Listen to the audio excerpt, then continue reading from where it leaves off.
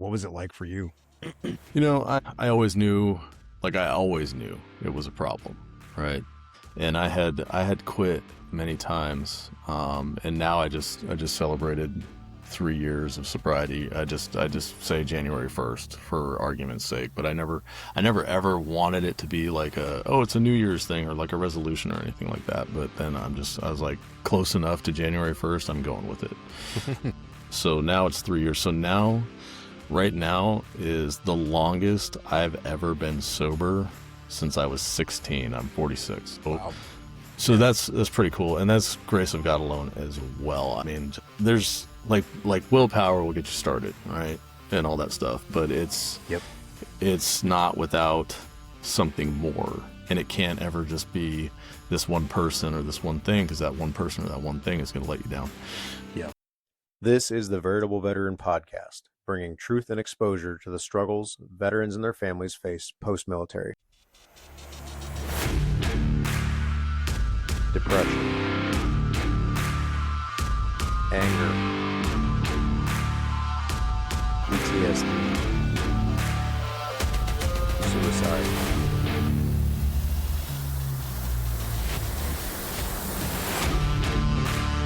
Who am I? What do I do now?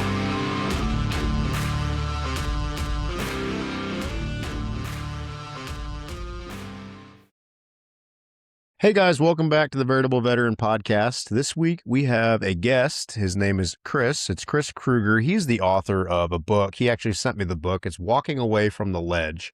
And he wrote this book. It's a story. It's a memoir. It's his memoir of his time in the military. He's here to talk about his book and just share his story with us. So Chris, welcome to the show. I'm glad you're here. Thanks. I'm glad to be here. Glad we could make this happen.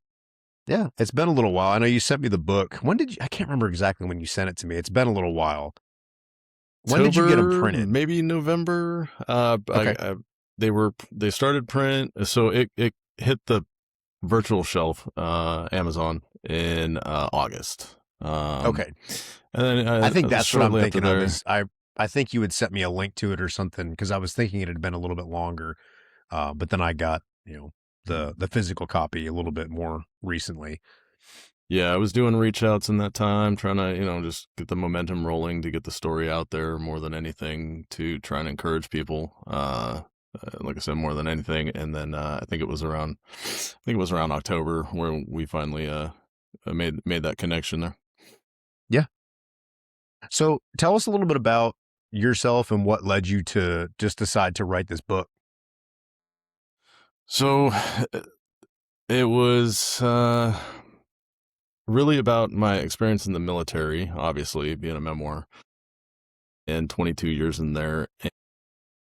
Initially, it started out as kind of a snarky, sarcastic, cynical, seething, just like ripping on the military. And at the time when I first started writing it, I was still drinking pretty heavily and stuff too. So I wrote 4 or 5 pages and hated it and was like, this is stupid. Came back, I don't know, a couple weeks later and tried to write a few more pages. Same thing, was like, this is dumb. So I didn't touch it again. That was probably around April, May of 2021.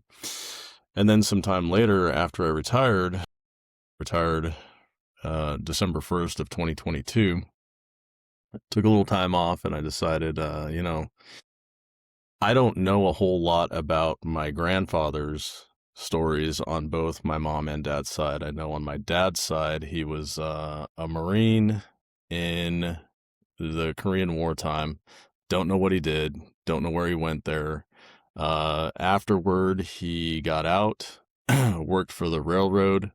Then he retired from that, and then he started a farm in Eastern Washington, and that's it. That's all I know.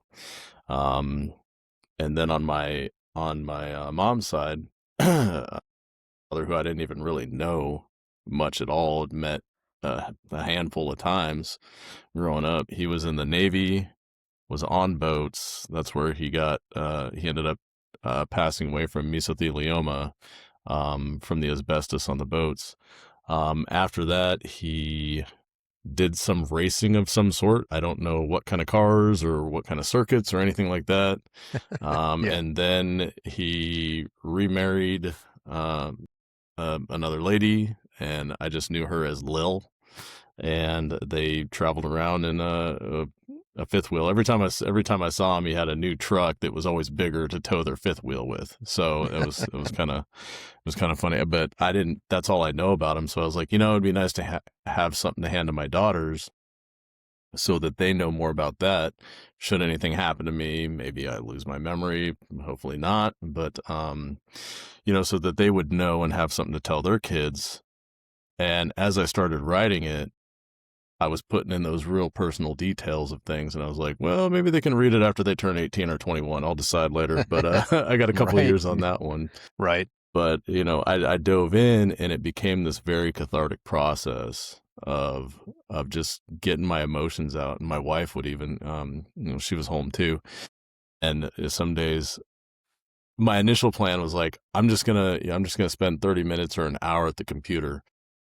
6 hours later, it was basically like a full-time job for me. And I would just be feverishly typing away at the computer, and I would like shove it away, push the chair away from the desk and walk away just seething. And she's like, are you okay? I was like, I just need a few minutes. And then I would, talk to her about the situation that I was writing about. And I was able to just like remember it, relive it, let it go. And move on, and it was either just situational people that were in my life in my time of infantry, or, the experiences of going through certain training, or situations that rubbed me the wrong way, whatever, that I was able to just kind of really process it finally and let it go and move on. That was really what drove me to write it initially, was to have my daughters be able to have something to know where I kind of came from and all that stuff, rather than me just telling them stories and they forget it later. And then I was just like, hey, this is a deal. And if it's helping me out, maybe it can help other people out too. Yeah. I was going to ask that, but you beat me to it. Just was writing it, therapeutic? Was it helpful? But you answered that. You said, that it was. Yeah. And I find that really interesting, because I've done not a lot of reading, but for me, comparatively, I've done a lot of reading recently on just trauma and processing it and working through it. And, they talk a lot about writing, either, typing or physically using a pen and paper and just writing through things, even if it's just writing a story that, that you remember, just writing through it. You don't have to necessarily, tell a story, just write, exactly what happened. Just, this happened, this happened, this happened, this happened. And then it helps take it from an event that you keep reliving, and it puts it into a timeline of, it had a beginning, it had a middle, and it has an end. And then that's, really when it starts to help people move on. Did writing the book help you like move on from that stuff, do you think? Absolutely. And, while you're mentioning that too, some of the therapy I went through, this was back in 2021, I think, all kind of around the same time. The counselor, therapist counselor, whatever you want to call him, he had me write down, he goes, for the next 4 or 5 meetings, it's there's not going to be much conversation. I'm going to have you do some writing. I was like, okay. So he handed me, we get in, he hands me a clipboard with paper, and he goes, I want you to write about an event that happened while you served. And he goes, and that's it. That's all I have. Think of something and write about it. It's like, okay. So I sat there, and my whole time at Fob Shank, this was 2012 and 13, we were getting rocketed all the time, and it's in the book. A lot of details in there. I just started writing about getting rocketed every day. And, I think I was writing about it for a good half an hour. I had a nice, front and back side of a page and all that stuff. And I said, this is all I got. He's like, okay, see you next week. I was like, okay. And come in next week, he goes, all right, take that event. Here's the paper. He held it. He's like, take the paper, reread it if you need to, write about how that made you feel. I was like, okay. So I wrote about how it made me feel like I wasn't Superman, that I could be touched, that I wasn't invincible, that death was right there all the time. And I think that was kind of it for that week. And then the next week it was taking it further. Like, how did that make you feel about the Army or something to that effect? I forget. And it was like they abandoned me, like they didn't care about us, because we asked for, like, what are you doing about protection and things like that? And they're like, get more sandbags. I'm like, is this Vietnam? Come on now. More sandbags, really? Like, we got HESCOs and T-barriers now, and you want me to go fill sandbags. Got it. Right. And put them around my bunk, like that's the answer. Yeah. So, and then it kind of carried on from there. And that may have subconsciously also inspired some of the writing as well, now that I'm thinking about it. But that wasn't the forefront of what I did the writing for. So yeah, it definitely, writing it has helped, to actually, instead of, just thinking about it and all that stuff, and or complaining about it with other people, really putting it down there and getting it off my chest in such a manner that was, just freeing, was really good. And I did have a few people ask me, like, did you journal this whole time? I'm like, no, I hate I hate writing.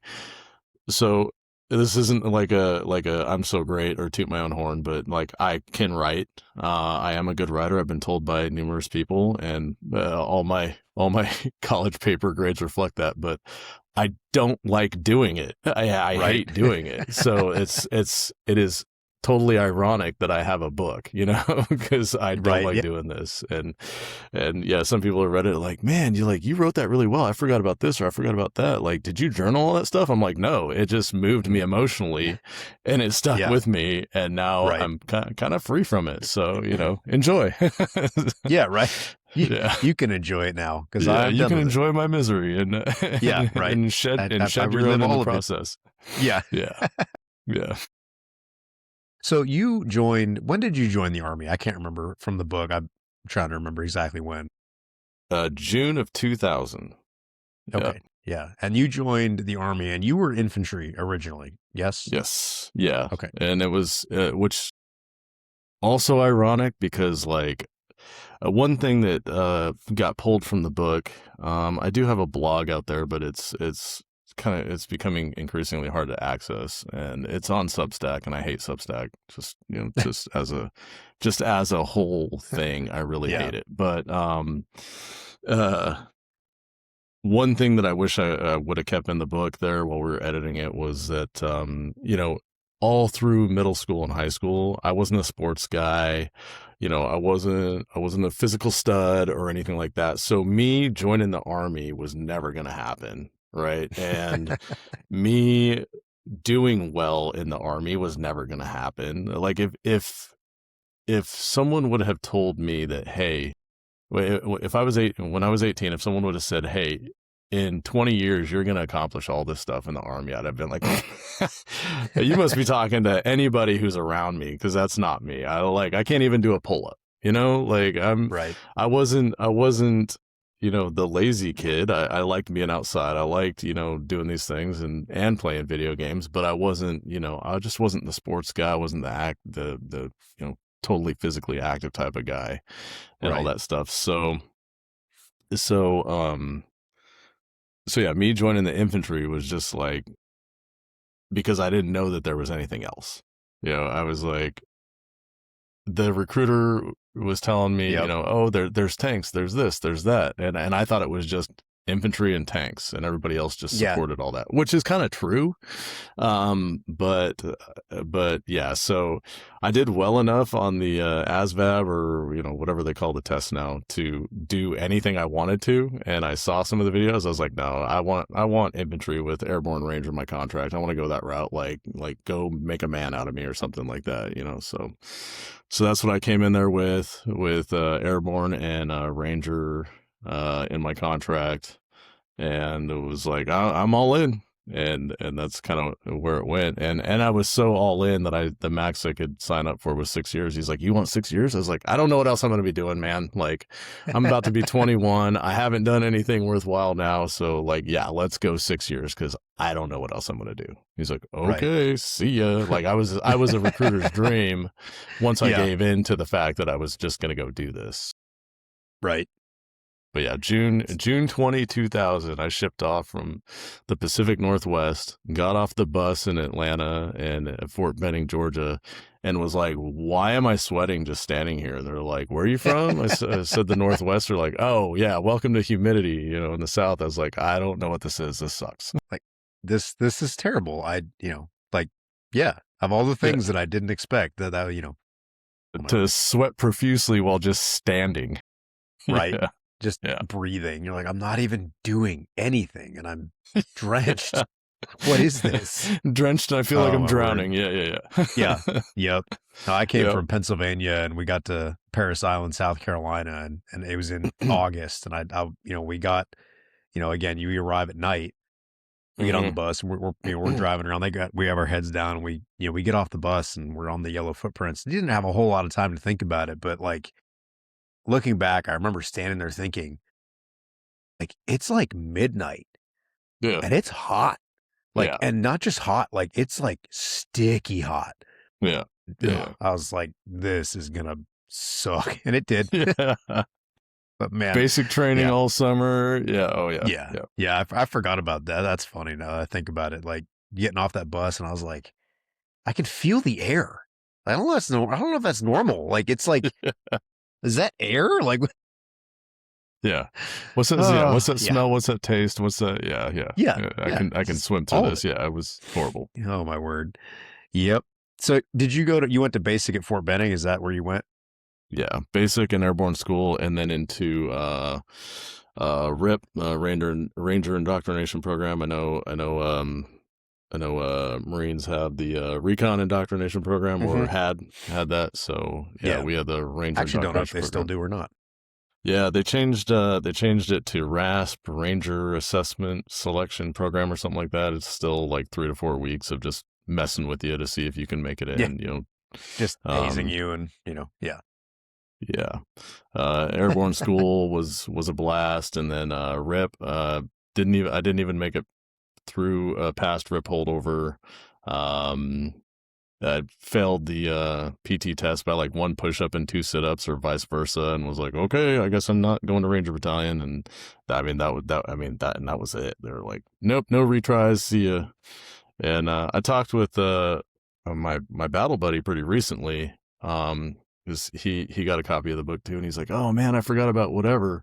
And he said, yeah, man, after when we went into RIP, he goes, you remember they were like, oh, Ranger battalions are like 115% strength. We don't need you, so we're just going to try and do everything to get you to quit. And I was like, it rings a bell, man. It rings a bell. He goes, yeah. He goes, so we started with like 60 or 80 guys and ended up with like 15 that made it through going into Ranger battalion because they just didn't need people at the time. So I was like, oh, so my chances were, for the kid who wasn't the superstar, Right. Yeah. the chances probably weren't that great anyway. So odds were stacked against me to begin with. That's fun. Yeah. Oh my word. Yeah. And then, a year later, 9/11 happens and they're, clamoring for people. And it's like, well, oh man, the military is a fickle beast. It's like 1 minute they don't need anyone. They're kicking people out. The next they can't keep people in and they're just hoarding people. Yeah. Yeah. So talk me through kind of what you went through when you didn't make it into the Ranger battalions. I was definitely defeated. Prior to that PT test was a 4-day weekend for Thanksgiving. I couldn't go home for that, so I was a little depressed. Buddy and I got a hotel room, and since I was 21, we spent it drinking. I don't think we spent it getting drunk. I don't recall, but that was my first Thanksgiving away from home. We always did family Thanksgivings. It was big deals. That was my first experience with Waffle House for Thanksgiving. That was just amazing. Right. I think I had a BLT That's sandwich, maybe. I don't remember. That is a very satisfactory replacement for a family right? Yeah, Thanksgiving is especially Waffle House. for 21-year-old with his buddy, all that kind of stuff. Yep. So, rolling into that PT test and failing it by so little, and then just being like, that was my first real experience of failure. Because so I joined the Army at 148 pounds, so whopping 148 pounds. And I think I finished basic near 160, so I was, it was doing what it's supposed to do, right? Build us up a little bit and all that stuff too. So to see myself grow in that 9 months of basic, 5 weeks of AIT, the Advanced Individual Training for Infantry, and to keep that with airborne school, and then to, just kind of be riding this, like, I've done good stuff, like Chris done good, and then to be smacked down kind of like, and not make it into what was kind of my dream at that point. It was very deflating. And then they pulled me and another buddy and I recently had a not an argument, but like, no, it was 15. No, it was 16. We couldn't remember for sure. But me and we'll just say 15 other guys to go to a long range surveillance unit. And, I didn't know what long range surveillance was, had no clue what they did, nothing. And the RI was there, was talking it up and all that stuff. I was like, okay, well, it sounds better than just going to a regular line unit. So they sent us on to there. So this whole like defeat was kind of short lived, because it was like, okay, here comes the next thing. Yeah. And so, excitement, fear on, astronomical levels, anxiety, all that kind of stuff. And just kind of being like, okay, well, I'm not going alone as a brand new guy there too. So we're all going to suffer together. So at least it won't be just like, I'm either the only new guy or one of a couple new guys going to a place. We'll all go and endure this madness. And I think having that group made it a little easier and all that stuff too, going into our first unit. So you were in the infantry for a little while. I don't remember exactly how long, but how long were you actually in the infantry before you started working into the aviation side? 9 years. 9 years. Yeah. Okay. Yeah. You were there for a while. And that was all in long range surveillance, all at Fort Bragg, North Carolina. And in that time, I had 3 deployments to Iraq for a total of 39 months. So we deployed with the just before the invasion. So we were part of the invasion and all that stuff. They say war is hell, and hearing about some other people's stories, and gathering bits and pieces from like your podcast and the stuff you shared too, and understanding people, like, obviously not everybody's is the same. And then we can, we always clown on Air Force guys because it's just like, yeah, deployment, right? Right. Ours was for the most part, and it was not our entire company, but just definitely for me in the teams and platoons I ended up in, ours was a big battle against boredom, trying to keep busy, trying to keep doing something. And, my fair share of getting blown up and all that stuff too. But, a lot of it was just kind of like, okay, this is routine village engagements, going out and seeing who's friendly, who's not, who's supporting the insurgency, who's not, and a lot in the desert rather than in Mosul or Baghdad or anything like that. Just a whole lot of just being out there, but also, body armor, vehicles, rucksacks, and all the training. My back was destroyed by the time I finished out that last 15-month deployment. Yeah. But yeah, so 9 years of that with all the fun training I got to do in there. Which you got to do some pretty cool stuff. Yeah, and again, like if someone would have been, telling 18-year-old me, hey, you're gonna go to, I'd be like, no way. And but yeah, going to the amphibious reconnaissance school, that last 3 weeks of the Marines Recon Indoctrination program was totally cool, totally by chance. Just going to Fort Story and messing around with Zodiac boats and getting tossed out in the ocean with fins on and all that stuff. Just trying to stay alive. Like, you know, I don't want to die. It was great. Yeah, it was great, and the Marines loved having us out there. You know, there was never like any like seriousness. It was all, you know, just kind of like, oh, Army, oh, Marines, you know, just like lighthearted ribbing, I guess, back and forth. And then after I went to Ranger School, that was something that got cut from the book too. I had 8 or 9 pages of funny Ranger School stories, falling asleep standing up, getting my 240 stolen from me.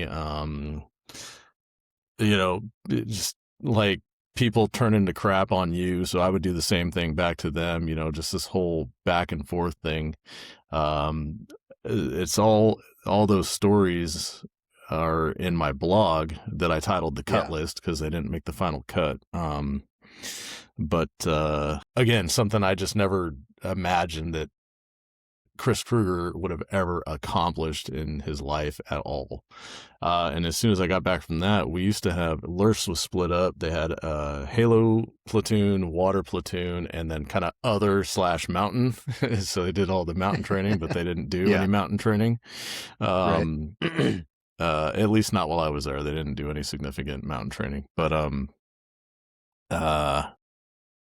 they were like, hey, I was on a water team. And when I got back, they're like, hey, you're going to go over to a Halo team. And I was like, oh, no, don't send me over to a Halo team. You know, whatever you do, don't. Like, this is going to be horrible. And I was like, yes.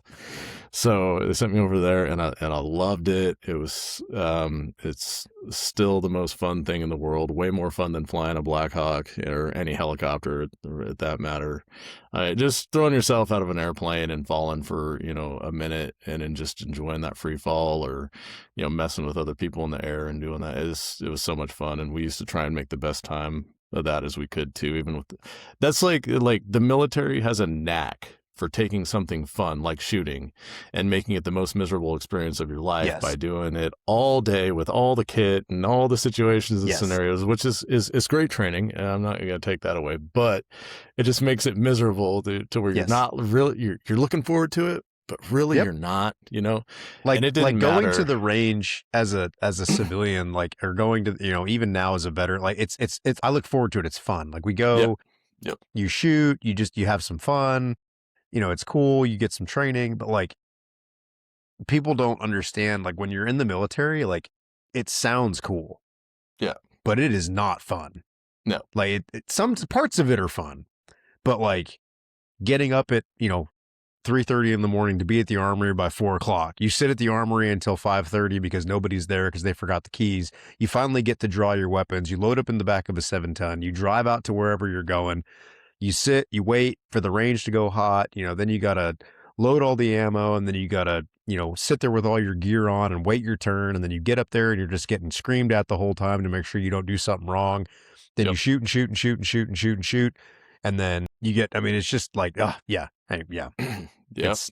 sounds so cool until, you know, you go through the whole process like a dozen times and you're like, I am over this.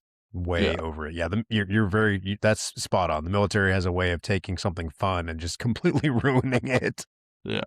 Halo was one of those things where no matter what, it was always just fun. You know, a wall locker jump, as we called it, in January at, you know, midnight was still just as fun. And that would be, you know, you'd have the parachute with your rucksack and a weapon and oxygen equipment for practicing with the oxygen equipment too. So you'd just be weighted down and everything. And you're like, I don't care, that ramp's going to open. I'm going to fall for, you know, like I said, with all that weight, I'm going to fall for about 45 seconds.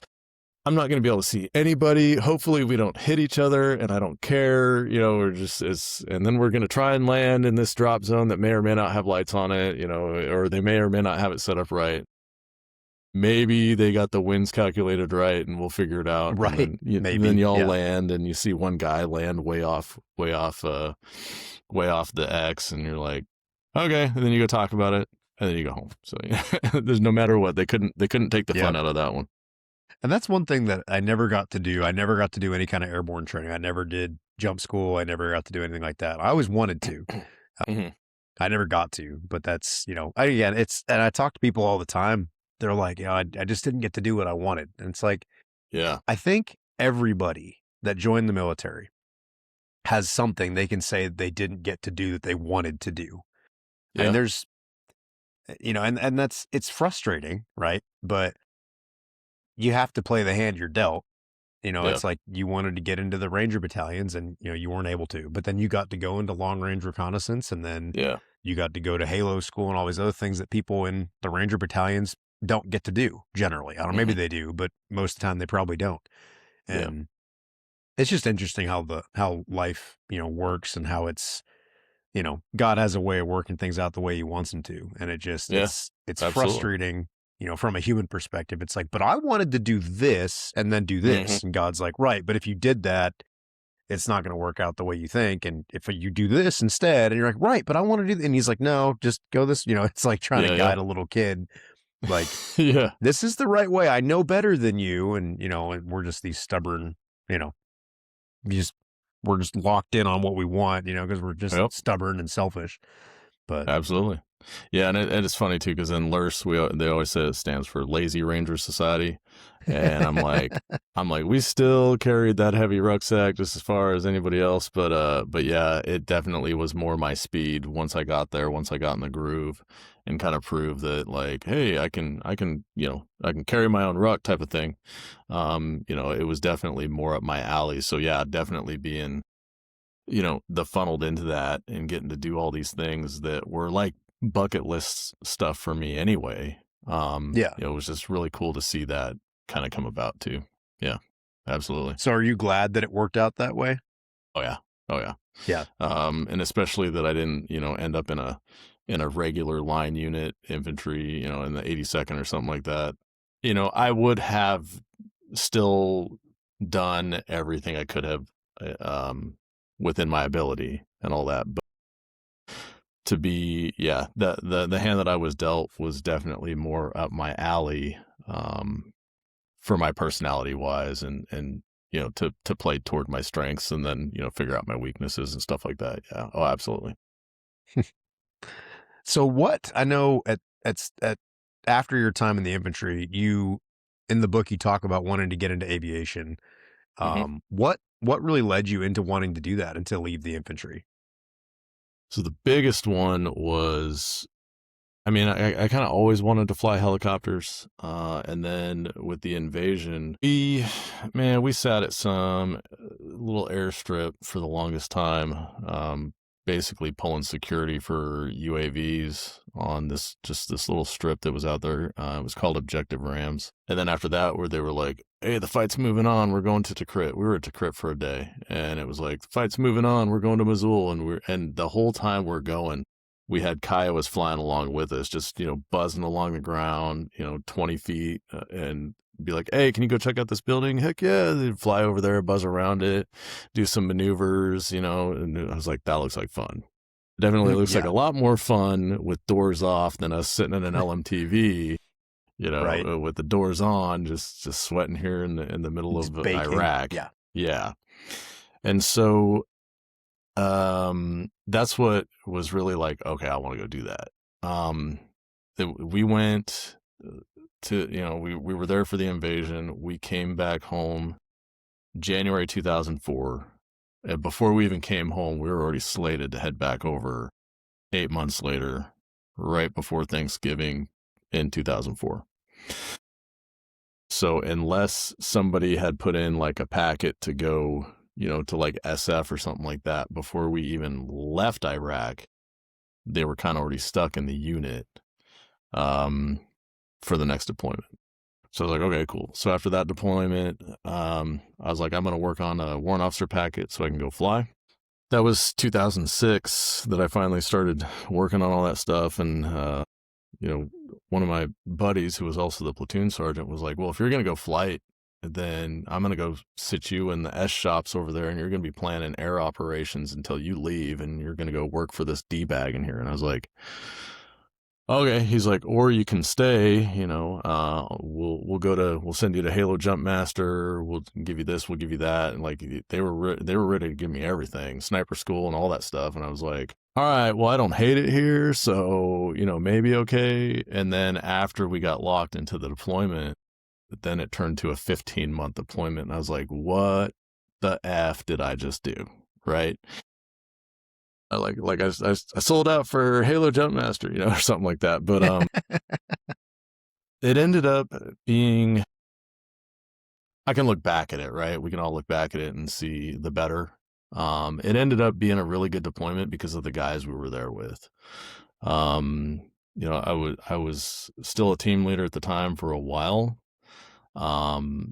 And I really enjoyed it, but I had been a team leader for a couple of years at that point, and I was like, hey, I'm ready to just, finish out the last 5-6 months of this deployment.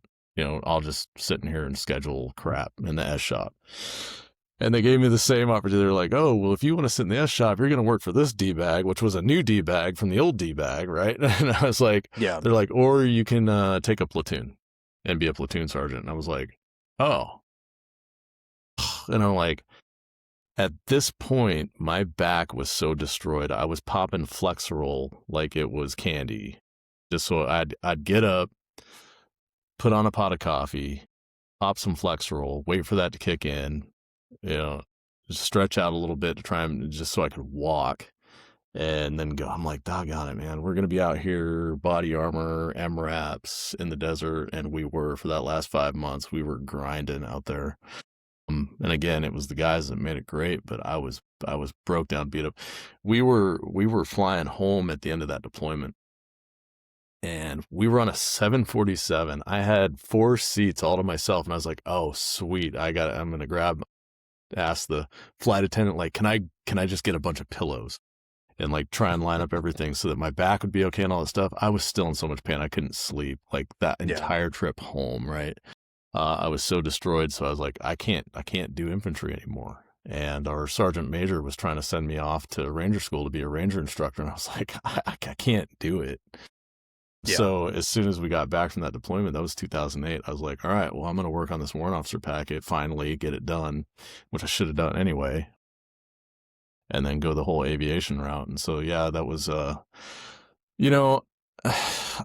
don't know, like we regret the shots we didn't take, right?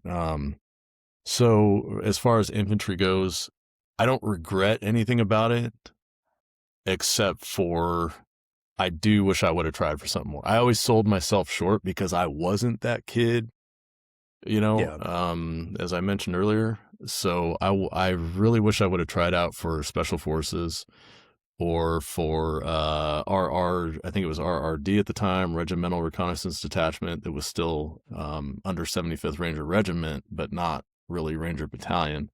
I think they're RRC now, Regimental Reconnaissance Company, it's one of those now. So I do wish I would have tried out for that, because I knew, somehow we knew the major who was running it at one time in 2007, I think. And he was like, hey, if you guys pass ranger school, you could make it into here. And we were like, okay, cool. And, so then, I was like, I wish I would have taken those shots just so I could have known, but I still got to do so much cool stuff that most people who go and do infantry don't get to do, that I don't have like this, like deep-seated regret on it, So, right. So yeah, and then that was the whole, after that, it was into aviation and that whole weird funneling too. So yeah.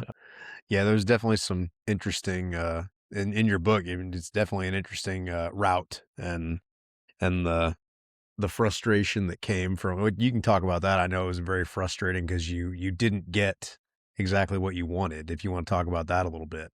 Yeah, I'll hit the I'll hit the breadth of the disappointing highlight reel there.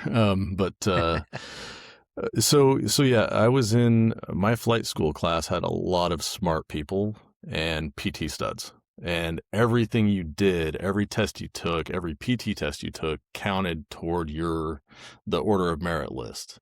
So I busted my butt to get as best of PT scores, test scores, and everything. And I had one flight, my instrument flight, that didn't go so well.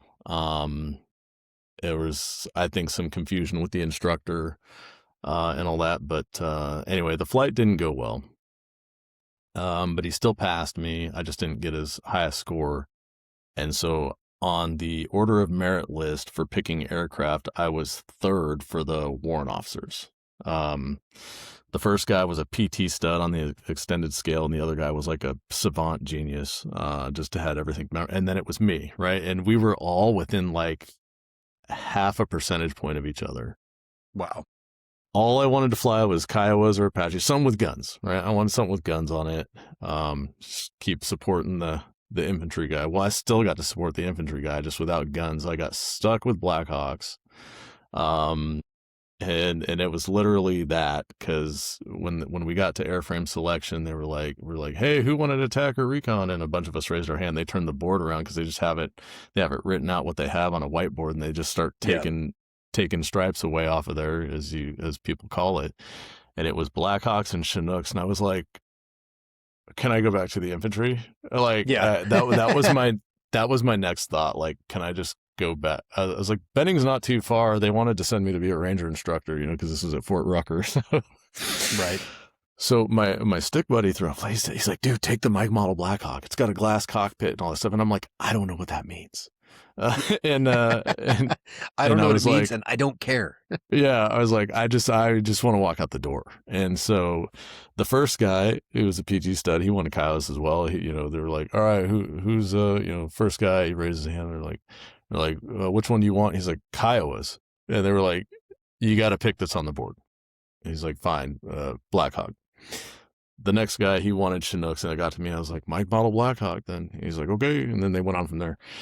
And then they went to the officers, and then that was kind of it. And the battalion commander of flight school, he comes in and he goes, hey, where's the first pick for the warrant officers and the officers? And they stood up and went to the back. They're like, did you get what you want?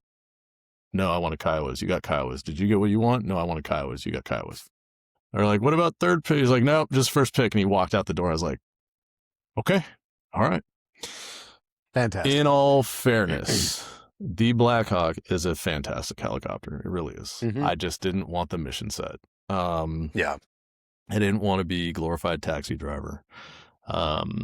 So fast forward, again with this, I did well. I exceeded. I made pilot and command, or I made you have to go through readiness levels.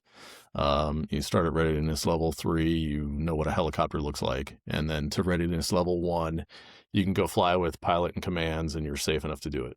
So I made RL1 real quick. I made pilot and command on our first deployment there while we were at Shank, pretty quickly. Ahead of a few of our peers and all that stuff, but most everybody made it around the same time.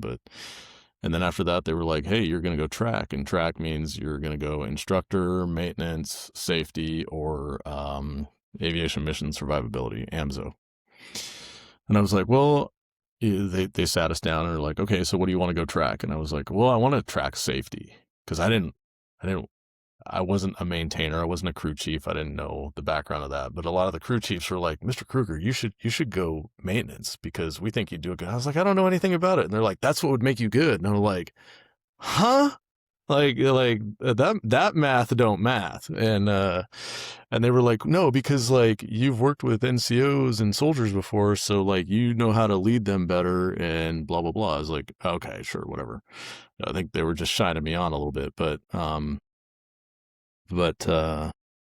so I sit down with our battalion SP. He's a standardization pilot. He's like the head instructor pilot, and he's like, what do you want to track?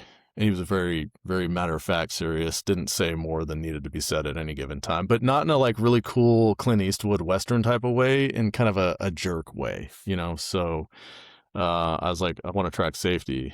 And then I should have just shut up right there. I should have left it at that. But and I said, but I could maybe look at track and maintenance. He goes,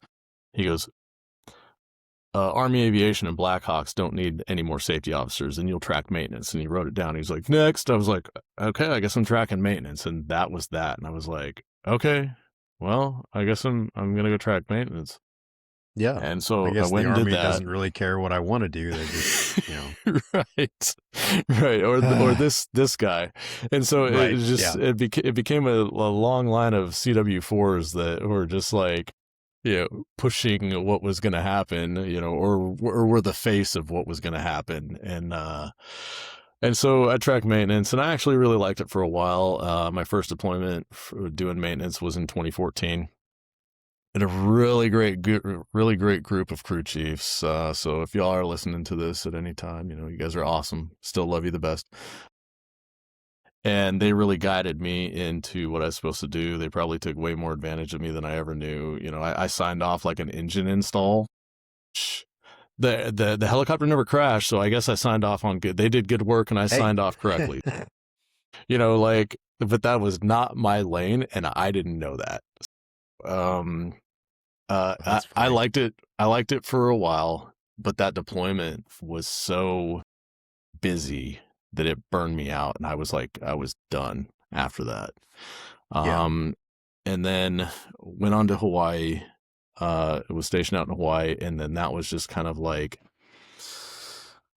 it was so sporadically busy with going here, going there, and everything that I think being in a unit that was deploying would have almost been easier, just because of the random stuff they had going on all the time.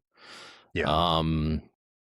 It just made me more and more burnt out. That in 2018, after coming back from a Pacific Pathways, that was just, it should have been fun for the most part. We went to Thailand, South Korea, and the Philippines, and we didn't really do anything.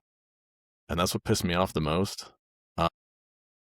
As I was medevac at the time too, that I was burnt out, was angry all the time and bitter. And that's when, I started kind of down the therapy route and all that stuff.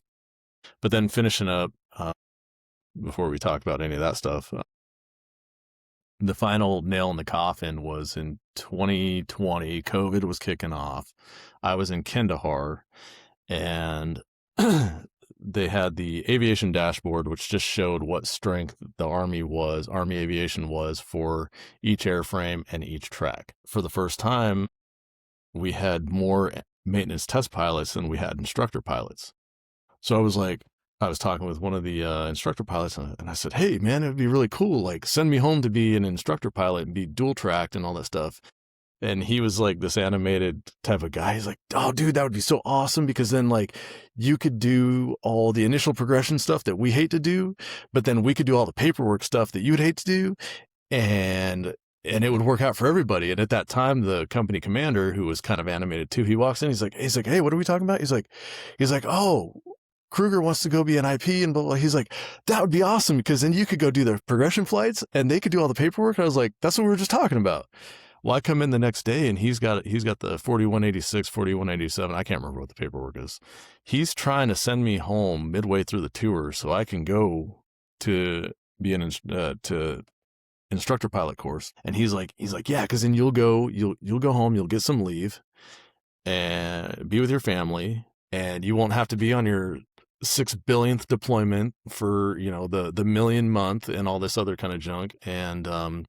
And then by the time you get back, you'll be through your initial instructor pilot progression so that you can fly NVG resets with us before we all go on leave, and like everybody wins." And I was like, "Sounds great." So I digitally signed the paperwork. He sent it off.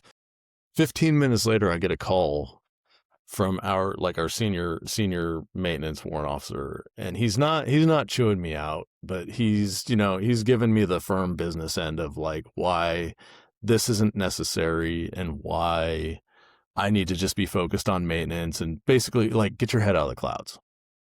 Like, this doesn't happen, and it does happen in Army aviation, but he's like, "This doesn't happen, and you need to focus on your job." And I was like, "Okay, hey, sounds good." And then I hang up the phone. God forbid I focus on what's good for me or my family.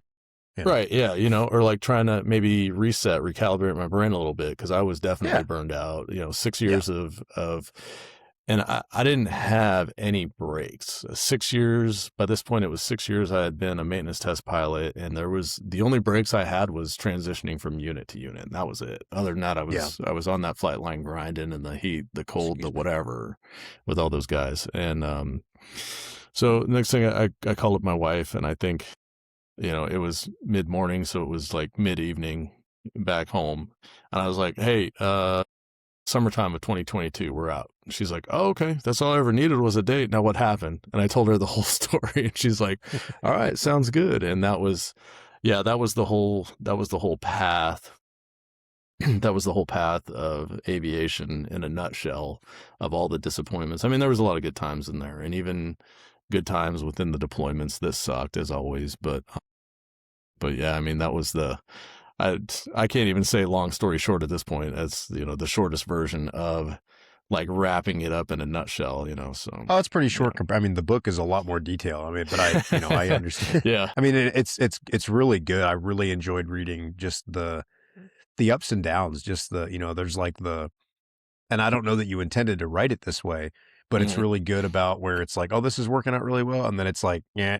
And then it just kind of like, it didn't work out. And then it's, and then it's like, and then, but it's, and not entertaining in a way like it's funny. It's just, it's engaging, and it's a good, but it's real life, because it's like, I wanted this and it didn't happen.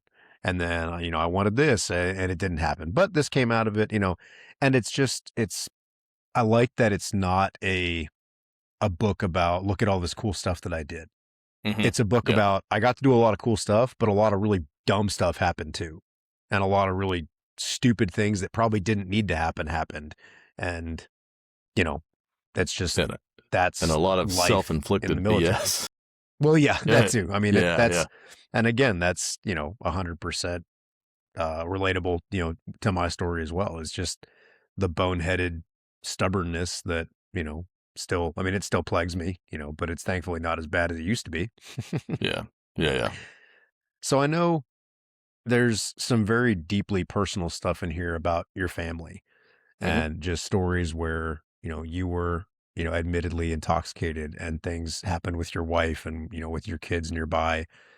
And personally, that really resonated with me, because I've had very similar things happen where I was completely intoxicated, and stuff has happened where I didn't know if I was going to come home and my wife was going to be there with my kids, and I didn't know what was going to happen, because I just committed. I did so much damage that I didn't know what was going to happen. Yeah. So I know that kind of was spread out throughout your time in the military. When did you get married? I can't remember exactly when. July 8th, 2006. And I hesitate because it's funny. That is just the funny story about that one is on the day of our wedding, we're downstairs while they're resetting for the reception in this nice little place in Wilmington, North Carolina. I had to write the check for the photographer, and my wife's right there, the ceremony was already done. And I said, when you're just like, when you see a date and you're writing it down and you're like, what's today's date? Didn't matter that it was my wedding day and that I was getting married that day. Right. I was like, hey, what's the date? And she's like, I don't know. What is the date? And I was like, oh, yeah. Like, oh crap, we're starting this off wrong. Right. And, well, then some years later, she ends up telling a story to somebody and was like, oh yeah, July 10th, 2006. And I was like, oh, what day did we get married? So anyway, date? So yeah. So we're celebrating 20 years by the grace of God alone. We are celebrating 20 years this year. My goodness. That's a milestone. And that is, man. You should be proud of that. And I will be, and I can't take credit for it. Yeah. Yeah. We just hit 16 years in December.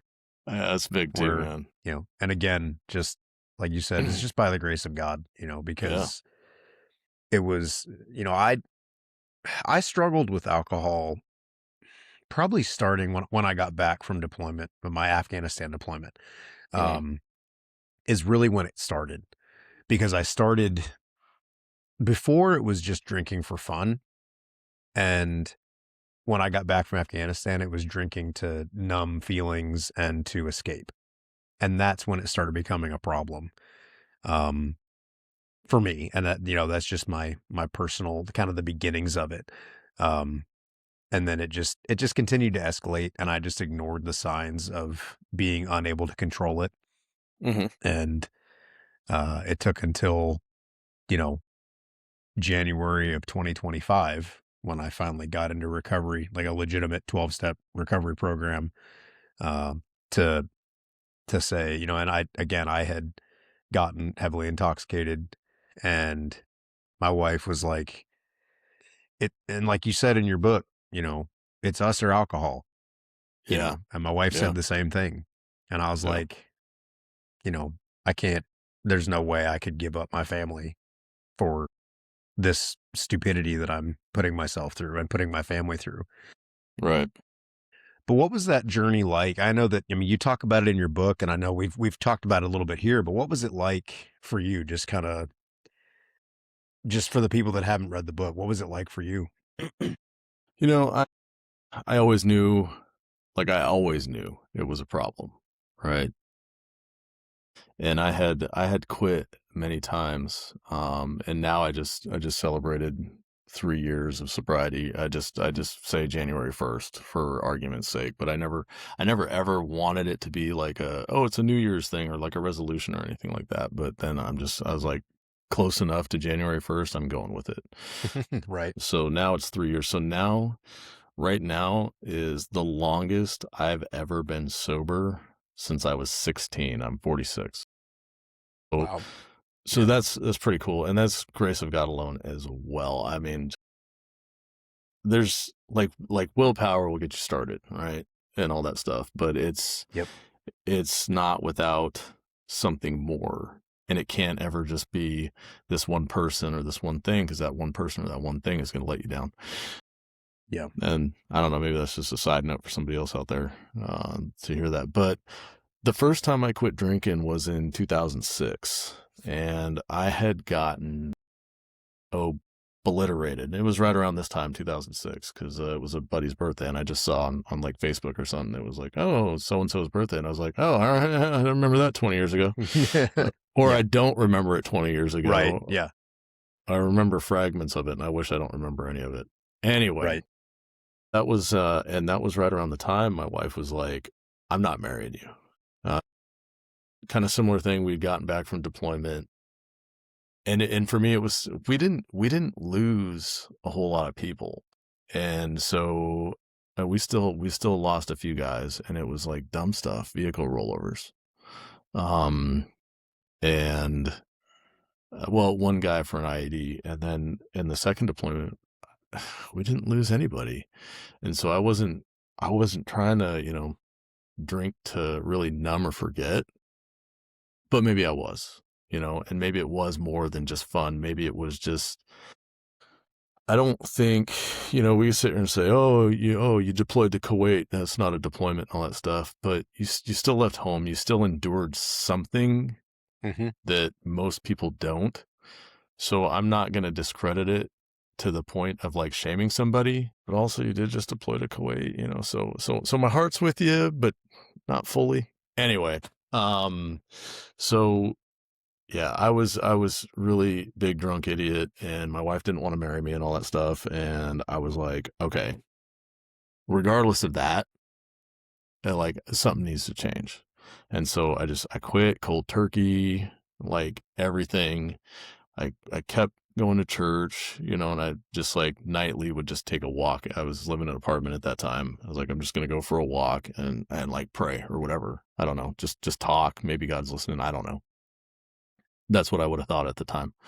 And then, through the course of that and being sober and all that stuff, my wife kind of came back around and was like, okay, yeah, maybe I could marry this guy. And so things were going really well, even though I had some training going on, and we had already had vendors and location and all that stuff lined up, and we canceled all of it. Well, so she was like, well, I don't know if, we're going to be able to do this or not. So we called everybody up, and they're like, yeah, we still got your deposit, and nobody else has claimed the date. So we're like, okay, cool. We're going and getting married then. And so we did that. And then, I was sober for 2 years on that one. And then I came home on leave from that 15-month deployment, and we went to the Biltmore, and then we went to have dinner, like a really nice dinner at this place that had like wine pairings.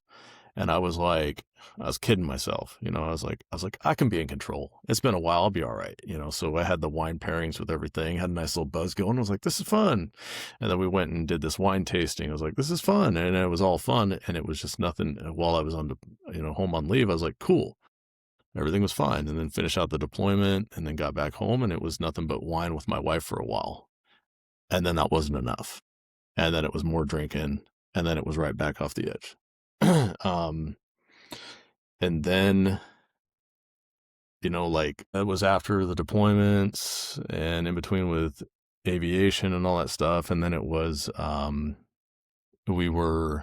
was really stress relief kind of for both of us. I had Maker's Mark and she had, wine because now, we had a daughter and she didn't drink while she was pregnant, but, we had a daughter who wouldn't sleep and I was in flight school trying to learn how to fly. And so we were trying to manage all that mess. And so I didn't drink during the week. So, kidding myself, hey, I'm okay. I'm not drinking during the week. The weekend comes around, half a bottle Friday, the other half Saturday. Sunday, we're going to church. I'm studying, getting good grades, all this stuff. And we're fine. Everything's good. Just kidding myself. And then, later it picks up, ramps up, gets worse. And then it's a nightly thing. And then I'm hiding, drinking and all that stuff. And then, deployment comes up, sober for 9 months, come back home. That was that whole shank one with the aviation deployment. Lost a couple guys on that one. They weren't even our guys, but I mean, they're still in the Army and all that stuff. And they had only been in theater for, I think, less than 72 hours. And they got hit by a direct hit by a rocket round, 88 millimeter. I forget what they were launching.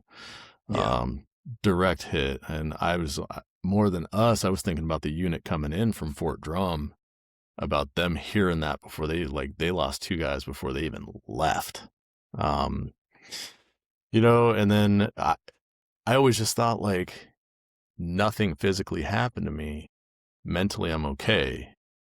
And that's that, and I get home and I'm like, okay, well, we lost some guys, whatever. Other, and I know you've talked about it in one of your podcasts before, but other people have had it worse, that whole trauma shaming, right? Mm-hmm. So, yeah, but we're our own worst shamers Yes. I think is the part too, where we say, I'm okay because somebody else had it worse than me. Somebody else has a TBI. Somebody else has lost their entire platoon, you name it. Somebody else has had it worse than me, but I've had it worse than somebody else too. All that's irrelevant. Those are all just things that we use to justify. And I think I just tried to justify it and drown it out with alcohol. And it was really after that whole getting back in 2013, from Shank, where I was just like, F it. I don't even care. I'm just drinking to enjoy a drink. And it was like my therapy. And at that one, I went home on leave to Washington and I just went and saw the only couple buddies I really keep in touch with while I was there.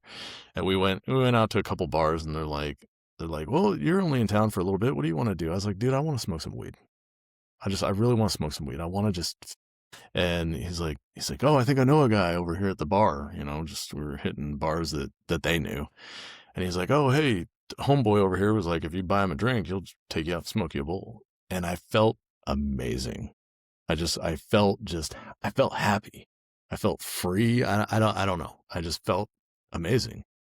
And I didn't want another drink. All I wanted was water and to laugh, after that. And I felt great.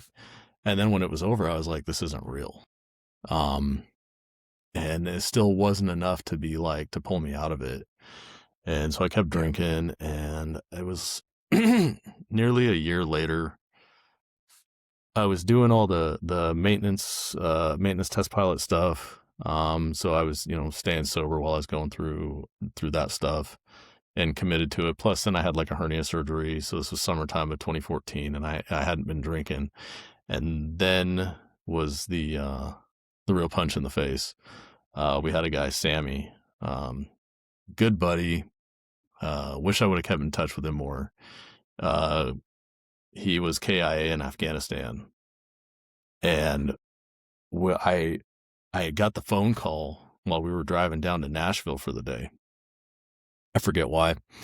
We're taking the kids down to Nashville, and the phone rang. I was like, I don't know who that is, and I was driving, so I hand the phone to my wife, and she goes, "Oh, it's Flip, a buddy of mine, Fresquez. We called him Flip. I don't know.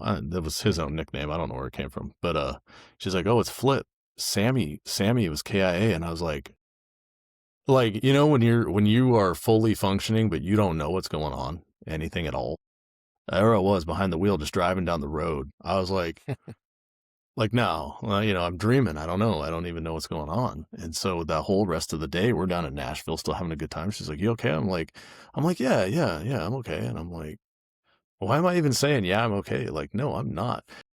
It was so funny. Like, I have all these funny Sammy stories, and there's one in the book, for sure. And we did a 10-year reunion, 2 summers ago for him down. He's laid to rest down in a cemetery down in Fort Walton Beach. So about a dozen of us met up, and we all took a turn telling a Sammy story while putting a dime on his gravestone. And like, I still have all these other stories. Sorry, because of how much time I spent with him in Iraq and his team. But I don't think I've told this one at all to anybody, and I don't think it's in the book. But once I made platoon sergeant, I told him, I said, "Hey, Sammy, I'm going to roll with your guys in your MRAP." And he's like, "Oh, well, we had just got these new MRAPs, right? And they had these awesome, comfortable front seats, but I hated them. I don't know why. I just hated them. I'd rather sit on the jump seat in the back. I think it was the way my body armor was situated or something like that, because I had like a tactical Taylor plate carrier and it didn't sit right in the seat."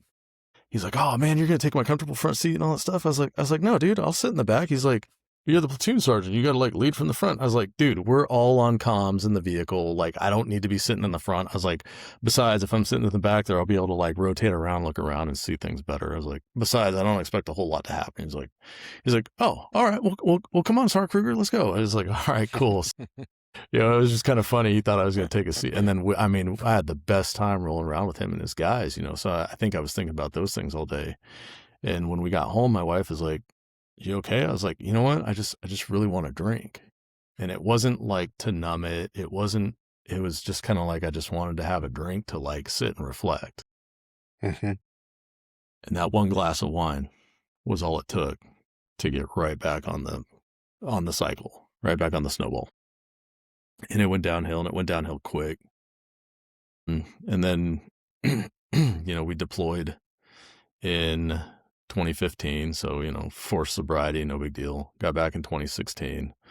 And it was making up for lost time on drinking and stuff, and it was just over and over again. And I was hiding it all. I was hiding a lot of it. And my wife, I knew she was going to be pissed off. She waited to read the book until we were getting ready to go to publishing. I'm like, "Hey, here's the last chance to pull it from the shelf. You need to read it." And I'm waiting for her to get to a couple parts. And she's like, "You were drinking when that happened?" And I was like, "Yep." I was like, and I just sat back and I was like, "God, give me the humility to take this, because she is right and justified in her anger of all the lying, of all the drinking I did when we finally got there." But Yeah. backing up to it, yeah, I was hiding so much, and she knew it. She just didn't know the extent and Right. for how long and all that. So do that, get stationed out in Hawaii, Pacific Pathways, all these other things, and trying to bounce back and forth between sobriety and and drinking and or keeping it under control. It just didn't happen. It didn't happen. Yeah. I would just went full in all the time and was like, okay, as long as I can remember the night before, I wasn't that drunk. And that was that.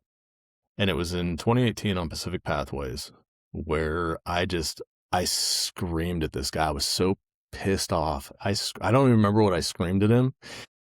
And one of the crew chiefs, buddy of mine, he actually lives not too far from me now.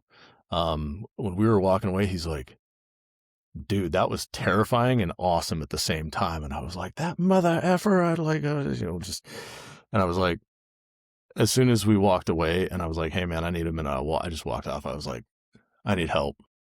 I need help.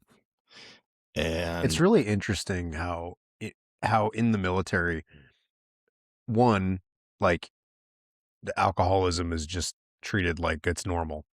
right. And two, like screaming at somebody like that, like losing control is treated as like that was awesome. Like Yeah. that was cool.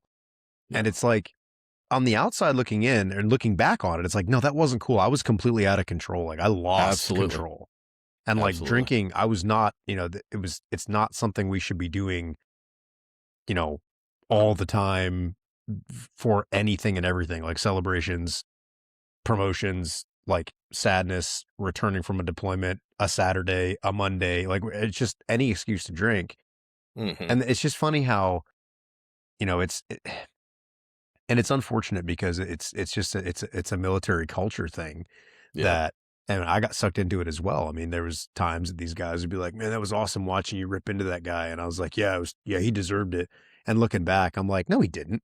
I mean, maybe he deserved a talking to, but he didn't deserve for me to like scream to the point of like almost spitting in his face and like degrading him. Like that was unnecessary, but anyway, sorry, I didn't mean to interrupt. I just think it's interesting. No, you're good. You're good. Like you're kind of hammering that point home where people were like, that was awesome. And it's like, was it? Like, it really, probably wasn't, but, Yeah. And it's, anyway, please continue. I think it's definitely conduct unbecoming a decent human being, at any level, to sit here and just, like you said, he deserved something. Yeah. He didn't deserve that. And the irony, like my book is full of ironies, not Alanis Morissette ironies, like real ironies, right? That God straight up provided that opportunity for me to apologize to him later, because then he got stationed out at Fort Drum a year after I was there, and I saw him and we made eye contact, and I was like, so I walked up and I was like, hey, guy. Yeah. Like, hey, how long you been? Oh, I've been here a couple months now. Oh, like, okay, cool. I was like, hey, all that stuff that happened in Korea, I apologize for that. I didn't say I was sorry. I said I apologize for my behavior. Because he, like I said, he needed something, but I said, I apologize for it, and I hope it can just be water under the bridge. And he's like, oh, yeah, totally. Like, that's great. No, I appreciate that. And I think it caught him off guard, because he was just like, I don't even know what to say to this. And then he ended up being the maintenance platoon sergeant for the platoon that I was the maintenance test pilot for. And then he ended up being not a great maintainer anyway. And I was like, maybe I wasn't so sorry about it, I was sorry for the way I said full it, circle. not what I said. That's it. Yeah, I kind of came full circle in that too. Anyway, so 2018, I really committed to therapy. I committed to sobriety, and all that stuff was like, I'm going all in. And that lasted for a good almost 3 years again. Because I was right around my birthday in 2018. Then 3 years later, 2021, it was like March of 21. COVID was happening. I had Bell's palsy for my second time. We had a horrible chain of command from top to bottom, and I just let it consume me. And it was the same thing again sometime. I think it was around that March that I told my wife, she's like, what's up? What's going on? I was like, I can't deal with this. She's like, well, I was like, I want to drink. And she's like, you're a big boy. I think that was about, you're a big boy, you know what you can handle or whatever. And I was like, okay. And so I didn't ease into it. I went and bought a bottle of whiskey, and then it was just downhill from there again, all over again. And that rolled straight into, straight into my retirement. I ended up getting on a downslip. I couldn't fly anymore. At first it was the Bell's palsy, then it was for behavioral health, mental health issues, and then it was suicide ideation. That was in August of 2021. I had always told the flight docs, since 2018, I'd always told the flight docs, 90% of the truth, whatever.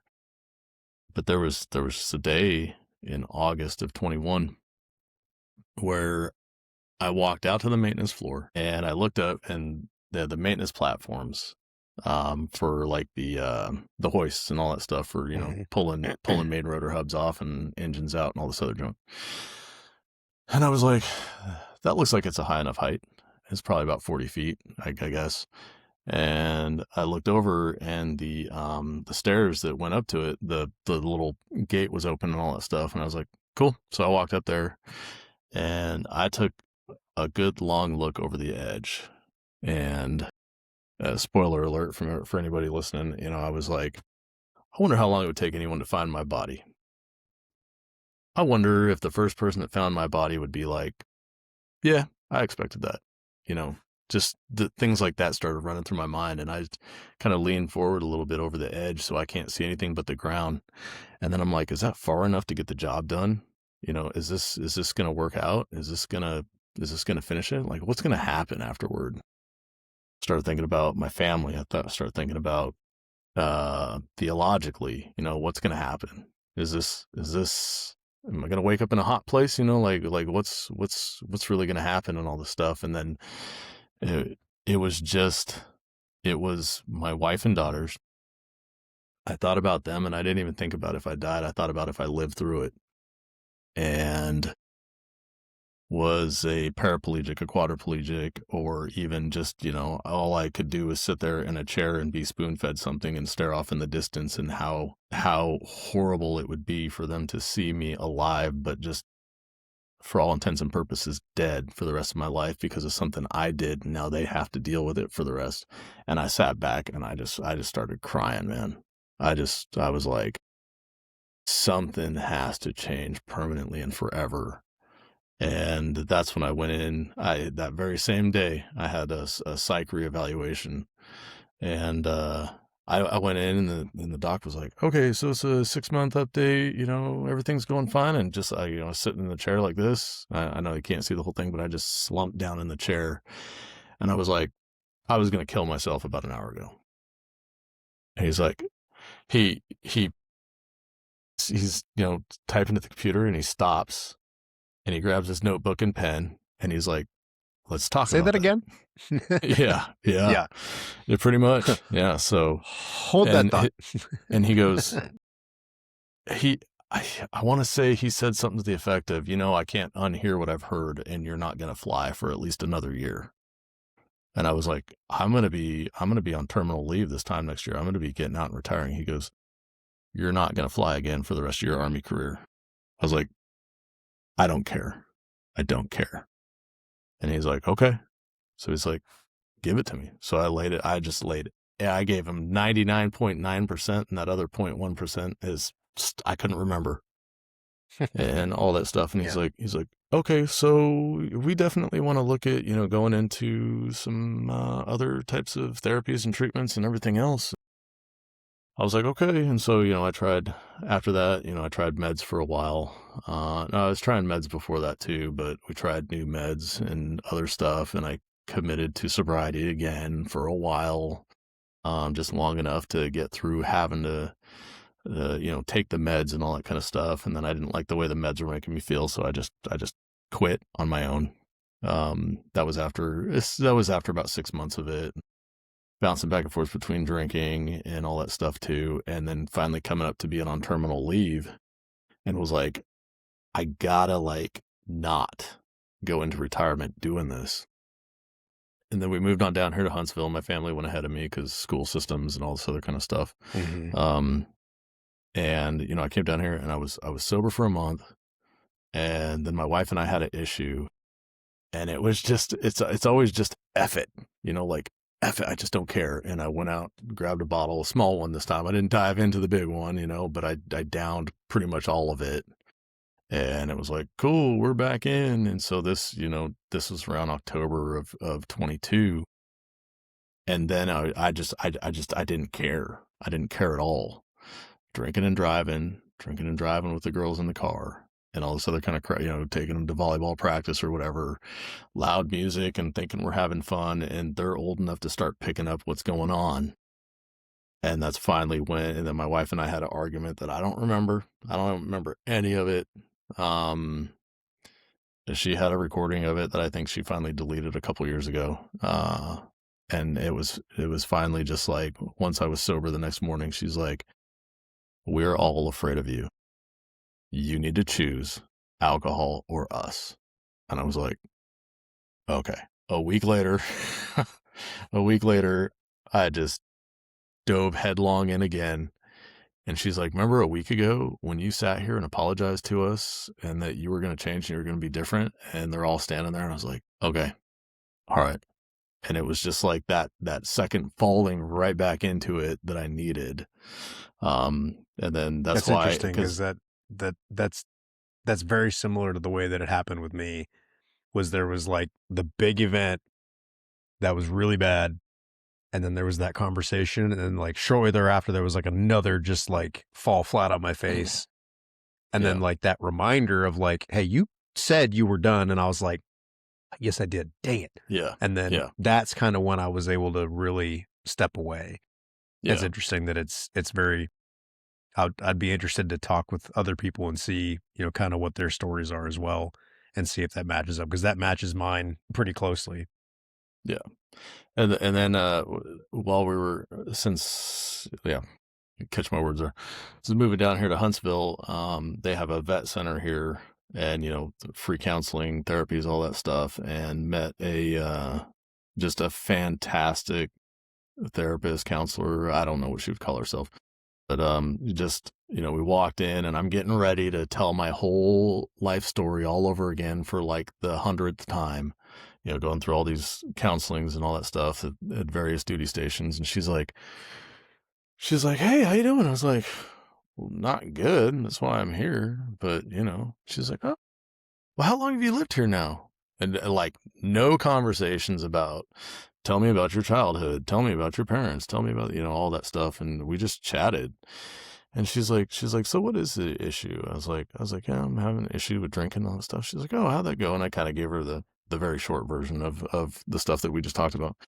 And she's like, "Oh," she goes, "Well, it's really surprising that you've actually had, even years of sobriety in there. So it just really sounds like you don't even really want to drink at all." And I was like, "I guess I never really thought about it like that, And then so, we had a few individual sessions, and she goes, "Hey, I want you to join our," she goes, "It is not PTSD, it is not group therapy." She goes, "It's just stress management. Just join the stress management group and call it the lunch bunch or something like that." And I was like, "Okay, cool." So, I went to that for the last few years. And it's just, it was really helpful things to like mentally navigate those scenarios and like, try and reorient your thinking, I guess would be the best way to put it. And Now, and I don't want to derail your thought there, but how was that group? How did that work? Like, was it, because I know there's a lot of guys, and this is kind of a personal question for me, but yeah. also just for guys in general, a group like that where you're calling it, it's not PTSD and it's not like therapy, but it's just stress management. Like, how did it work? Did you guys like sit at a big table and talk? Did you just kind of sit in a group somewhere? How did it work? And then what did you So, guys talk about? yeah, it was there was like 4 tables, kind of like, I think, like a conference room type of thing, and we'd get together, and she would always have a topic of discussion, which could be like, "Hey, here's some, this isn't one, but just for example, because it sounds cheesy anyway, but like mental hacks to deal with your stress," right? And then she would have some papers and, take notes and all that stuff too, or handouts to read off of. But then there usually be a couple-minute video. She'd pause it and discuss some of those things in there, allow us to discuss it as a group, and then kind of helping each other out, really, around the table. So more of like a round table discussion that she facilitated. And I think that was more impactful to, because, and everybody, we walk in there and be like, "Hey, how's it going? Hey, I'm Chris." There was no name tags, nothing weird. And, and it was over the course of like the first, I don't know, I think like 6 times when I started learning names and, who was dealing with what and everything. But in the end, the topics and things she had was, it didn't matter if you had a TBI, if he had some other issue, if he, lost the entire platoon, if she, this and that, type of thing. The topics were common to all, and whatever we were struggling with came out in those topics. And then she would have something, and every now and then it got volatile, but sometimes it was volatile because it's just like, dude, shut up. Okay, you're not the only one here. It's not just your problem, so Right. But yeah, so it really was like a roundtable discussion at that point, and all of us kind of, being led by her, but kind of helping each other. And and it was really good. And then fortunately, but unfortunately, I got a job. Yeah, I got a big boy civilian job, whatever you want to call it. And so now I don't have the time to go to it. Yeah. Oh yeah. It's definitely like, I thought, hey, hey, I'm 40s now. I'm ready for a desk job. Wrong. I was wrong, but the way it came about, I can't deny that it was God's hand at work. So, yeah, that's how this job came about. But anyway, yeah, it had been really good with all those, I was gonna say guys, but there was ladies in there too, with all those folks. So I'm grateful for that time and grateful for meeting her, especially the way she handled it, because then there's a lot of guys that would be like, well, you weren't in the military, so you can't help me. And I'm like, you're just closing somebody off. This person may be able to help you. And if I would have went in with that mindset, I'd have asked for somebody else. And she helped me way more than anybody else had. Yeah. And I've talked to a lot of people that they ask me all the time. They send me messages like, I just can't find a therapist that's good for me. And I'm like, okay, how many therapists have you seen? And this one guy was like, I've seen like 15 therapists. And I was like, are you sure it's the therapists? And he was like, what do you mean? And I'm like, bro, you've seen 15 therapists. There's and not one a common single denominator. one of them could, yeah, there's only one common denominator here. Yeah. I was like, and not a single one of them has been able to help you. Well, they weren't in the military. I was like, and like, okay, just because, a mechanic hasn't driven like your specific car doesn't mean they can't work on your car. They've worked on 97,000 other cars, right? Yeah. They could probably figure out how to work on yours too. And it's just, I try to talk to guys all the time. I'm like, guys, stop discounting people that weren't in the military simply because they weren't in the military. They took a different path in life than you. That doesn't make them less qualified to do something. Can they understand exactly what you went through? No. But you can't understand exactly what they went through either. Right. So like it doesn't disqualify them simply because they didn't, take the oath and join the military. And honestly, there's a lot of therapists and guys that do therapy and women that do therapy that were in the military that are trash at it. Like they suck at their job because they're not good at it. So it's not like being in the military or having been in the military should be, the end all be all qualification for a therapist. Like just quit. There's a lot of people that have never set foot in the military that are very, very good at what they do. And that's one thing that I've tried really hard to get through these guys' thick skulls. Like, dude, stop assuming that just because they weren't in the military, they don't know anything. Yeah. I get that. Well, and not only that, that they may have helped somebody who was arguably worse off, than that person without, totally going back on the whole quantitative, qualitative thing of right. You're a Pogue Air Force that didn't do anything versus, somebody else. No offense to the Pogue Air Force listening to this out there, or you can edit that out if you want, or we can leave it for last, Yeah, right. No, we'll leave it in. It's fine. Because, again, we poke fun at everybody, so it's fine. Yeah. I talked to a guy, or who was it? Somebody recently. They were talking about how there's a lot of Air Force that the guys that fly the drones and the stuff that they've done where they, they're flying these drones and they're doing these missions where they're killing people, like a lot of people, because they're just going and they empty, they go Winchester on ammo and they come back, they reload and they go back out. I mean, they're just doing this over and over, and they're sitting at a desk at a computer and they're just, they're in Oklahoma or they're in Alabama or they're in, California on a base somewhere and they're flying these missions, and they're like, nobody nobody thinks that what we're doing is traumatizing.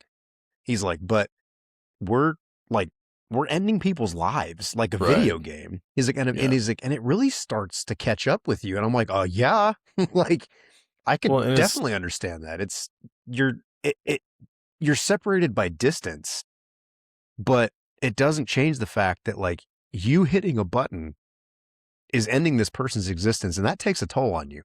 yep. Doing it once takes a toll on you. Doing it 100 times takes a really big toll on you. And you can't let someone say, well, because you didn't look them in the eye and see the, taste the dust and smell the blood and watch the life drain from their eyes, Yeah. from 6 inches away, you can't be traumatized. Like, shut up. Like, Yeah. it's Yeah. just, you have to come to a point when you understand that if there's something going on in your head, you got to talk to somebody and figure it out. Because again, if you're drowning in 2 feet of water or 20 feet of water, it doesn't matter. You're still drowning. Okay. It doesn't matter what got you into that position. Okay. You've got to figure it out. And if you're drowning, you're drowning. It doesn't matter. So, and that, you're on the same page with that. People Oh, listening, yeah. some guys still think, well, I didn't see enough or do enough. And I understand we don't need to be victims. Like we don't need to be, well, Absolutely. I didn't, well, I was in the military, so I'm traumatized. I have PTSD and I'm a victim. It's like, no, you don't have to have PTSD or be uber traumatized and wear your trauma like a badge of honor. But if you saw some stuff or experienced some stuff, or you have things going through your head and you have issues in your mind, just go talk to somebody and get it figured out. And if the first person you talk to doesn't work, go to somebody else. Try a different type of therapy. Just try to figure out what's going on so you can get healthy. And stop just accepting it and trying to. There's two ends of the spectrum. There's the one where it's just I'm this victim that's never going to get better, and then there's the other end where it's like I didn't see enough to be traumatized, so I must be perfectly okay. And if I'm not okay, I'm just weak. Yeah. And it's like that's neither of those are true, I And think it's that just that extreme on that side is kind of the. I'm not trying to blanket label anybody, but I think that extreme on the other side is the kind of Vietnam era mentality. Like I'm just gonna tough it through. Like, oh, you yeah, didn't, yep. you should tough it through too. Nancy. But I think I was co-leading a reboot recovery for military trauma. If you've ever heard of them, they I have don't a think so. I mean, I may have, but it's not ringing a bell. But go ahead. okay. So they started out of Clarksville, Fort Campbell area. And I remember hearing about him before we left there in 2016. And then a guy I was going to church with, he's a retired pilot as well, a few years older than me. He was asking if I wanted to co-lead a group with him. I was like, oh yeah, I remember hearing about them. And I remembered the folks that started it, and they, funnily enough, even with this huge beard, they remembered me. And so it was kind of cool starting that, but two things with it so I don't forget. One, we had an Air Force guy in our group, exactly what you're talking about. He was a drone guy and all that stuff. And so he was making those calls, pressing the button and all that stuff. And I was like, yeah, I can't imagine, because not only are you ending the life, right? That's a thing. We're ending someone's life, but you are also altering the course of other people's lives that aren't even their family, friends, whatever, creating future terrorists. I know I use finger quotes a lot, but you know what I mean. And then also there was somewhere, it's a 12-week group thing, that I actually think would be more effective if it was something could be run consecutively, instead of over the course of 12 weeks. Cause then, you get together, we had 4 guys total. So we get together, talk about it, do the stuff. And then, you get the whole week and you're like, oh, we're back into it for a couple hours and then bloop, on to the next thing. But, I Yeah. think it would be a lot better if we could do, if it was something more consistent, consecutive, more than just once a week. That's neither here nor there. One of the things they said in the chapter, though, was that they hear a lot of people say, and it goes along with what you're saying, I'm not giving up, I'm just giving in. We try different therapies, we try different methods, we try sobriety, we try whatever, and nothing seems to work wholeheartedly. So we just give up. And I think before I was doing the reboot group, and then I also went to a thing called a Warriors Battle. You ever heard of that one? It was actually just monumentally life-changing. I went to in November. I was at the point, even going to that, thinking, hey, I'm doing pretty good. Yeah. You know, I'm not really struggling with a whole lot of things, you know, but I was also like, this is as good as it's going to get. And then I went to Warriors Battle that they have every few months anyway, and it was like, it was 4 days. Just like the easiest way to sum it up is it was like 4 days of intensive spiritual warfare, and I have walked in more freedom than I ever thought I could afterwards. So it's for veterans for sure, and then they have a women's one that they're starting now too, for spouses. You know, they didn't have to be the spouses or women who served, and women veterans as well. But I was just like, this is amazing. Have you heard going of through that whole thing? Have you heard of Mighty Oaks, the Mighty Oaks Foundation? I have. It sounds very similar to that, but so they definitely have. There was like Zuma's or Mazuma's Walk or something like that. If you ever heard of that one, I forget the name. Something Walk, and it's all the same, kind of the same principles of getting around people, really diving in spiritually, and you know, working through those issues together. They're like, man, I was like, a guy I met introduced me to it, and he was one of the directors there for it.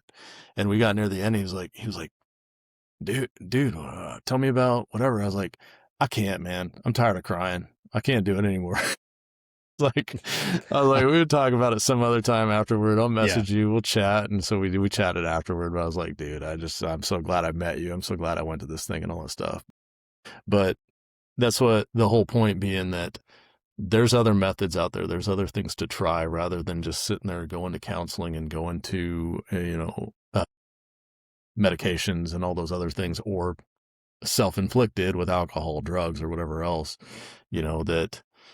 that for anyone who maybe listen, if you think this is as good as it's ever going to get, or anything like that, reach out, reach out to somebody else then, reach out to somebody that you know is going to accept it and care, because it can be better.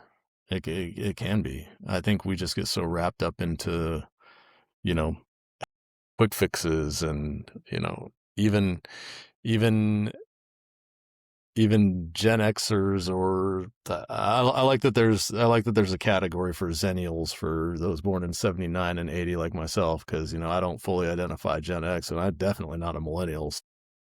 So, but I'm still in the with a microwave society, right? Everything quick and all that stuff. But sometimes stuff takes time, and finding that thing is part of the journey too.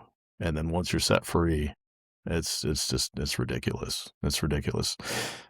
And then it's time to help other people, pull them on up too. So, and that ultimately was the purpose of the book when it came down to it, so that other people can read it and be like, well, if this clown can make it through too, then so can I, take a lighthearted shot at myself. But, in all honesty, to sit here and say that, like, if we don't share these stories, and I know this, with all your content, if we don't share these stories, then other people don't know, who are struggling the same, that they're not alone, that they can have help, that they can have something better too. And I can't speak to people, or I can't speak for people who have TBIs and who have physical debilitations, because I just have a destroyed lower back, that causes me sleep issues too.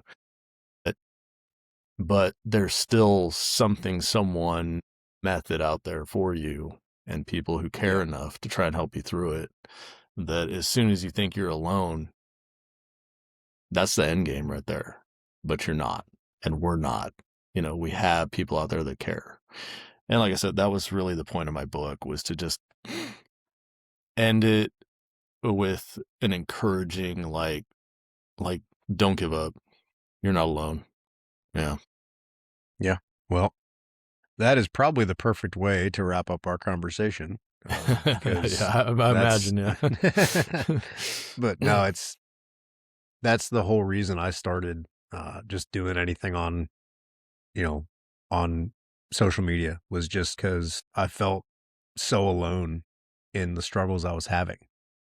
And, my wife, being as wise as she is, she's like, I don't think you're the only one feeling this way.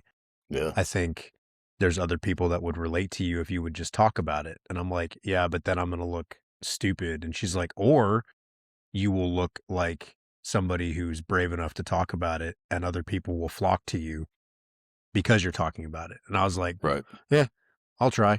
So I did. And then, it started to grow, and these Yeah. people were like, oh, I feel that way too. And then other people were like, yeah, me too. And then people from like the Philippines and from Ukraine and from Germany and from Japan and, Finland and all, everywhere are like, yeah, me too. And I'm like, oh, okay, well, I Yeah. guess I wasn't the only one. And now, it's really refreshing to see people from literally all over the planet be like, yeah, same, Yeah. and it's, so if you, like you said, no one is alone in this. It feels like it. Yeah. It's just, we have to get out of our own head and realize, we're not alone. And by, telling these stories and listening to other people tell it, it reminds me of that, and it reminds everybody else of that too. So I really appreciate you being open and honest. Tell everybody where they can find your book. I know you sent me a copy, so I got lucky. I got an autographed signed copy, but Yeah. And with my, probably a better signature. I tried like giving people a good signature. I was like, it's going to be a C in a line and a K in a line. So if that's what you got, that's the better one. I got a little better. I mean, I can read. It says, it says Chris, and then, that's pretty, I don't know if you can see it. It's pretty good. Okay. All right. Yeah. Okay. So you got one that I was trying to make a good one there. I was trying to find it. So it just, now it's a C that's a line and a K that's a line, because I was just like this looks doctor like trash. signature. Yeah. Yeah. But Amazon would be the easiest way to find it and get a copy, the quickest way to get a copy. It's not on bookshelves. It may never end up on actual bookshelves. So yeah, definitely there. And, touching just another real quick one, touching on that whole thinking we're alone. So it was my editor's idea to make chapter one, and I am not going to spoiler alert that one, right? I'm not going to tell you what it was. If you pick up a copy of my book, sit down, give yourself 30 minutes, get to chapter 3. So you're not like, F this guy, right? Because you will. And, but it was her idea to get it. And she's like, it's gonna open it from page 2, be raw, vulnerable, everything else. And she goes, and you'll probably be surprised at how many people were just like, I thought I was the only one on that too. And I was like, and I asked my wife, I was like, hey, this is gonna be chapter 1. What do you think of this? And she's like, I don't know if I like that. And so finally we were like, all right, we're going to trust you. But when you read it, picture it as a Beauty and the Beast story. Yes, I'm the beast, but alcohol was the ultimate beast. That made me the beast. And just be forgiving and think about your own situation there. I was just bearing my soul so that other people might, and again, open up like we talked about. So yeah, Amazon, easiest place to get it. Get a copy real quick. Yeah. And then, so I've got a link, or I've got a list of recommended readings on my website. And I think this book is already on there. If it's not, okay. I'm going to make sure it is. I'm pretty sure it is, but I got to check. My wife runs the website a lot more effectively than I do. So I'm going to at least make sure this is on there, but I know I'm pretty sure it already is, but we'll make sure it is. But again, very, very good book, very honest, very raw and real, which is, again, what we strive for here and what I've strived for in my content. So I really appreciated the book, and I would highly encourage anybody, really anyone, to read it. Just 1, it's entertaining. 2, it's got a lot of really cool stories. And 3, it's very empowering and enlightening just in the openness and honesty in it. So I would encourage anybody to pick it up and read it. But Thanks. I'm I really glad appreciate you that, came man. on the show. Absolutely. Yeah. It's really good. I'm really glad you came on, and hopefully we can do it again and just have you come back on and we can have another conversation about anything and everything. I'm all for it. Yeah, absolutely. Well, I hope you have a good rest of your evening. I'm going to get up You to the too. house and eat some dinner and hopefully get over this cough. If you'll notice if you're watching, you'll see me muting myself and hacking up a lung. So don't worry, I'm okay. I'm not dying. I just, whenever I get a cough, I get a really, really, really bad cough. So I got maybe remnants from the old burn pits, just kind of Yeah, that's eating why we away all at my got lungs. chronic So, rhinitis. yeah. Yeah. Yeah. I'm telling, when I get a cough, man, it lingers and it's so bad. Like my kids are always like looking in the room, like, "Are you okay?" I'm like, "Yeah, I'm fine." And then the next minute I'm like, and they're like, and I'm like, "I'm fine. Leave me alone. I'm Let fine. me I'm die in okay. peace." Yeah. And I finally found that Sudafed is the only thing that helps, and then the VA won't give Yeah. you that, so that you're not out making shake and bake meth. So Right. that's one I do fork out of pocket there to take Sudafed, and I'm miserable until it kicks in. So yeah, I get you. 100%. Well, again, thanks for coming on. I hope you guys enjoyed the episode. Again, pick up Chris Krueger's book, Walking Away from the Ledge. You can get it on Amazon. It'll be on the recommended reading list on my website as well, if you guys can't find it. But again, thank you for coming on, Chris, and hopefully we'll have you back again. Sounds good. All right. Love you guys. Hey guys, quick reminder, if you enjoyed the episode today, don't forget to like and subscribe. Also, go to whatever platform you listen to these podcasts on and leave a review. That's the best way to help us out. It gets a lot more traffic to us. So again, if you liked it, like, subscribe, and leave a review. All right. Love you guys.